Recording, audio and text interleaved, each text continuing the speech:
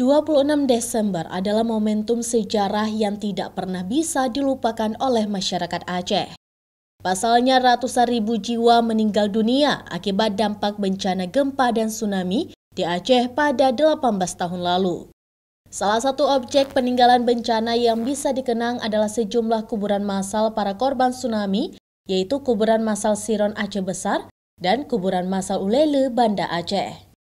Ratusan warga silih berganti berdatangan untuk ziarah sambil mengirim doa kepada korban tsunami. Meski tidak sedikit anggota keluarga yang tidak tahu di mana kerabat mereka dikuburkan. Tidak hanya saat peringatan tsunami, warga juga rutin mengunjungi kuburan massal ini saat perayaan Hari Raya Idul Fitri maupun Idul Adha.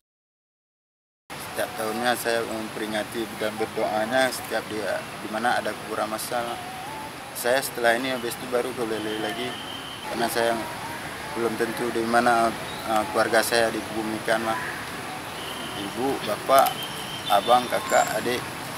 Jenazahnya nggak ditemukan oleh? Tidak. Jelas yakin karena waktu kejadian itu ada adik saya yang mengantar kemari.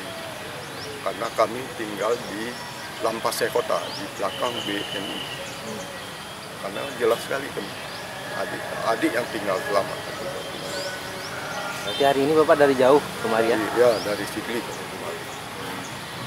Selain itu banyak juga yang berdatangan dari luar kota Banda Aceh yang sengaja berkunjung setiap tahunnya hanya untuk berziarah ke kuburan massal itu seperti dari kota Sigli, Biren hingga Loksmawe.